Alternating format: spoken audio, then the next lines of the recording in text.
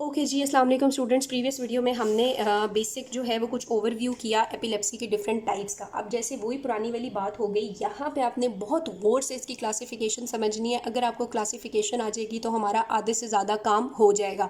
Classification मैं 3 तरीक़ों से कराऊंगी, एक लिपिन के तरीके से कराऊंगी, कैटजन के तरीके से भी कराऊंगी और एक बड़ी इंटरेस्टिंग वे में और भी कराऊंगी। ठीक है, अच्छा हो क्या रहा है कि एपिलेप्सी के अंदर आपकी बॉडी में, आपके ब्रेन के अंदर जो एक्साइटेशन है वो ज़्यादा हो गई है और इनहिबिशन जो है वो क्या हो गई है, कम हो गई है। इनका जो बैलेंस था आपस में वो डिस्टर्ब हो गया और कुछ इस तरह डिस्टर्ब हुआ कि एक्साइटेशन ज़्यादा और इनहिबिशन कम हो गई।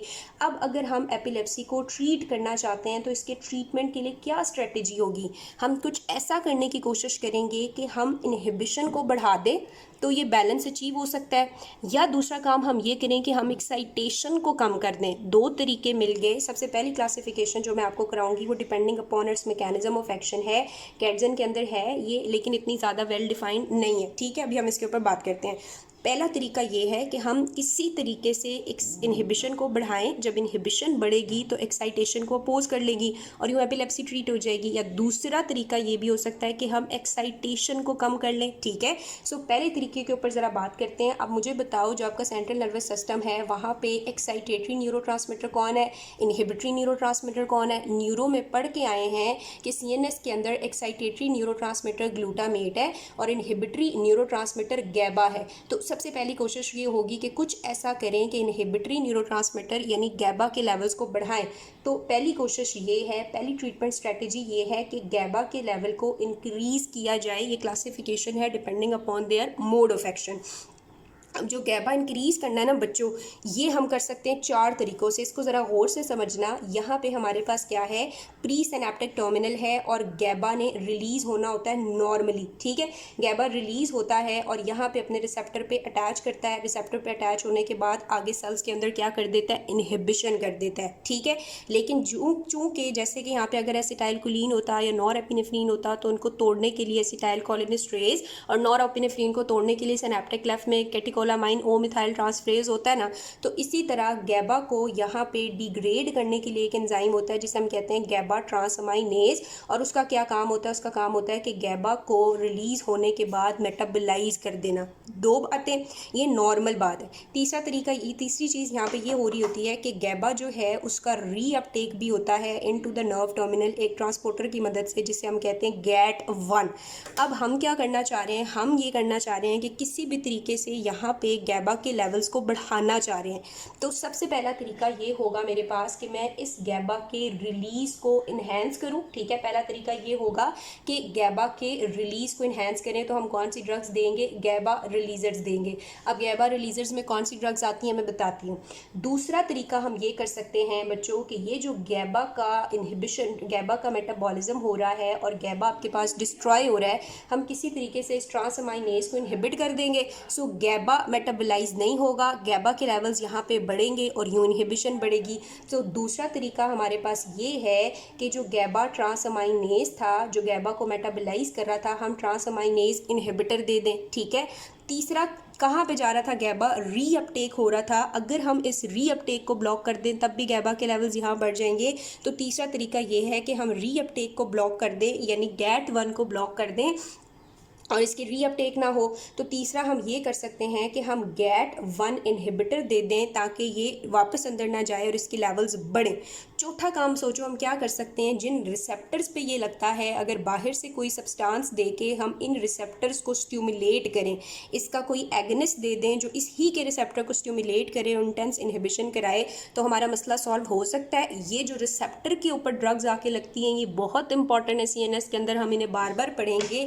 रिसेप्टर्स पे जो आके लगती हैं वो हैं बार्बिट्यूरेट और बेंजोडाइज़ेपिन, बी और बी। ठीक है, बार्बिट्यूरेट और बेंजोडाइज़ेपिन। आगे हमने आगे इनको डिटेल में अकेले भी पढ़ना है। तो आपको वहाँ पे फ़ौरन याद रहना चाहिए कि बेंजीडाइज़ेपिन और बार्बिट्यूरेट क्या करती हैं, ये रिसेप्टर को जाके स्टिमुलेट करती हैं, उन रिसेप्टर पे को जिन पे गैबा लगता है, और यूँ गैबा का इनहिबिटरी इफेक्ट ये इन्हेंस करती हैं। तो 4 तरीके यहाँ पे मैंने आपको बता दिए एपिलेप्सी को ट्रीट करने के। या तो हम जो चैनल्स हैं चैनल एगनिस्ट दे दें, ठीक है, जो चैनल्स को जाके स्टिमुलेट करेंगी। अब इनकी ड्रग्स को याद करने का क्या तरीका है, एक बुक है उसके अंदर मैंने इनका निमोनिक्स देखा था। तो अब ये कर सकते हैं, इसके निमोनिक्स से हम ये कर सकते हैं, बाबा जी टुक वैगन, ठीक है, बाबा जी ने वैगन ले ली।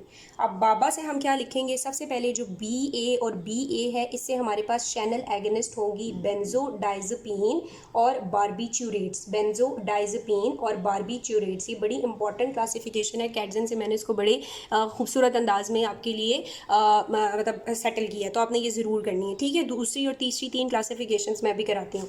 दूसरे नंबर पे हमारे पास ये है कि हमें अगर क्या चाहिए, गैबा रिलीजर्स चाहिए ना, जो इसकी रिलीज़ को बढ़ाएंगे। तो ये 2 ड्रग्स होती हैं जिन्हें आप जी से याद रख सकते हो, गैबापेंटिन और प्री गैबलिन, ठीक है। कौन सी 2 ड्रग्स आ जाती हैं, गैबापेंटिन यानी जो गैबा के रिलीज़ को ज़्यादा करेगी, और प्री गैबलिन यानी जो गैबा से पहले आएगी और फिर उसकी रिलीज़ को बढ़ा देगी। तो यूँ भी आप याद रख सकते हो, बाबा जी से बेंजोडाइज़ेपीन, बारबीट्यूरेट, गैबापेंटिन और प्री गैबलिन।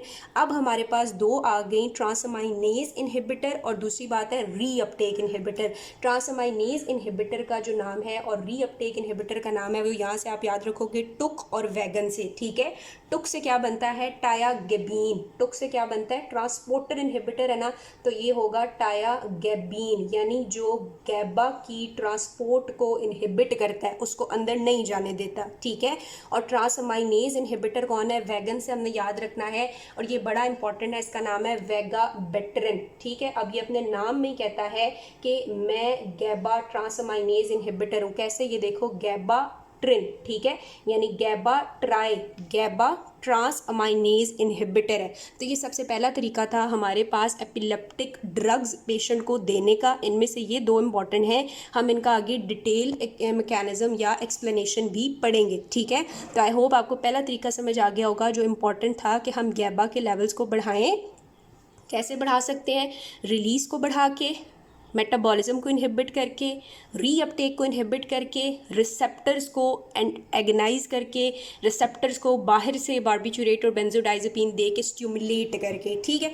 अब दूसरा तरीका मैं क्या समझा रही हूँ, दूसरा तरीका हमारे पास ये है कि हम एक्साइटेशन को कम कर दें, ठीक है। एक्साइटेटरी न्यूरोट्रांसमीटर कौन है, ग्लूटामेट। तो दूसरा तरीका हमारे पास ये होगा इन पेशेंट, एपिलेप्टिक पेशेंट को ट्रीट करने का, कि हम एक्साइटेशन को कम कर दें, यानी हम ग्लूटामेट को कम कर दें। ग्लूटामेट को कम करने का तरीका ये होगा कि ग्लूटामेट के 2 रिसेप्टर्स पड़े हुए हैं और हम उन दोनों रिसेप्टर्स को इनहिबिट कर दें। अब वो 2 रिसेप्टर्स कौन से हैं जो ग्लूटामेट के लिए होते हैं, एक होता है एन मिथाइल डीएसिटाइलेटेड रिसेप्टर होता है NMDA, और दूसरा एम्पा होता है, ठीक है। हम इन दोनों रिसेप्टर्स को ब्लॉक कर सकते हैं स्पेसिफिकली किन ड्रग से, कैटजन के अंदर बताया हुआ है एम्पा को ब्लॉक करने के लिए होती है पैरम्पेनल, ठीक है, पैरम्पेनल ड्रग, पैरम्पेनल। और जो हमारे पास NMDA है उस रिसेप्टर को ब्लॉक करने के लिए होती है फेल्बमेट, ठीक है, फेल्बमेट। अब ये जो फेल्बमेट है, ये जो है वो कुछ बोन मैरो सप्रेशन करती है, इसलिए इसको हम इतना ज़्यादा यूज़ नहीं करते। जबकि पैरम्पेनल को स्पेशली फोकल सीजर्स के लिए ये हमारी ड्रग ऑफ चॉइस है। तो MCQs आता है, drug of choice focal seizures के लिए क्या है, तो वो पैरम्पेनल है। तो दूसरा तरीका हमने ये किया कि ग्लूटामेट के रिसेप्टर को ब्लॉक करके एक्साइटेशन को कम कर लिया, और यूँ एपिलेप्सी को ट्रीट कर सकते हैं। अब 3 तरीके बच्चों हमारे पास और हैं, और इन 3 तरीकों को ज़रा गौर से समझना है। तीसरा काम हम ये कर सकते हैं एपिलेप्सी के पेशेंट को ट्रीट करने के लिए, कि हम सोडियम ब्लॉकर्स दे दें, ठीक है। हम क्या दे दें, सोडियम ब्लॉकर्स दे दें। सोडियम चैनल जब ब्लॉक हो जाएगा तो सोडियम अंदर नहीं जाएगा, सोडियम अंदर नहीं जाएगा तो डीपोलराइजेशन नहीं होगी। डीपोलराइजेशन नहीं है, एक्शन पोटेंशियल नहीं है, तो पेशेंट की कॉन्ट्रैक्शंस भी नहीं होंगी, जो जनरलाइज टॉनिक क्लॉनिक सीजर में उसकी बॉडी कॉन्ट्रैक्टेड कर जाती थी ना, टोन इंक्रीज कर जाती थी, तो वो हम टोन को इनहिबिट कर सकते हैं सोडियम ब्लॉकर दे के, ठीक है।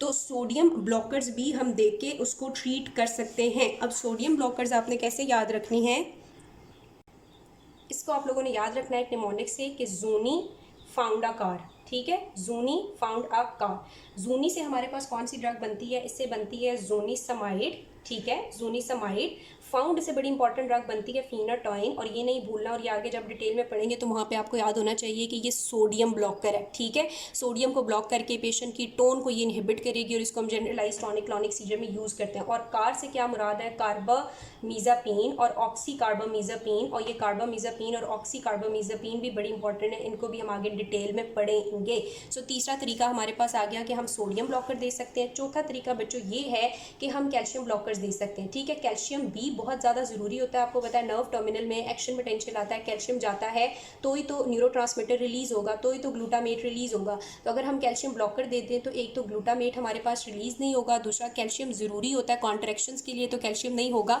तो कॉन्ट्रैक्शंस भी नहीं होंगी। सो कैल्शियम ब्लॉकर हम दे सकते हैं। कैल्शियम ब्लॉकर को आपने याद रखना है केव से, ठीक है, केव होती है ना। सो कैल्शियम ब्लॉकर कौन है? वेलप्रोवेट और इथोसक्सीमाइड। और ये बड़ी इंपॉर्टेंट बात आपने यहाँ से याद रखनी है कि ये जो कैल्शियम ब्लॉकर हैं ये ड्रग ऑफ चॉइस है एब्सेंट सीजर्स के लिए। सो बहुत ज़्यादा एमसीक्यू पूछते हैं कि एब्सेंट सीजर के लिए ड्रग ऑफ चॉइस क्या है, तो drug of choice absent seizures के लिए इथोसक्सीमेट है, और अगर नहीं होगी तो ऑल्टरनेटिव के तौर पे हम वेलप्रोवेट देंगे। ठीक है, सो कैल्शियम ब्लॉकर में कौन सी दो ड्रग्स आएंगी? वेलप्रोवेट यानी वेलप्रोइक एसिड, इसको हम आगे डिटेल में पढ़ेंगे, और इथोसक्सीमाइड जो कि ड्रग ऑफ चॉइस है फॉर एब्सेंट सीजर।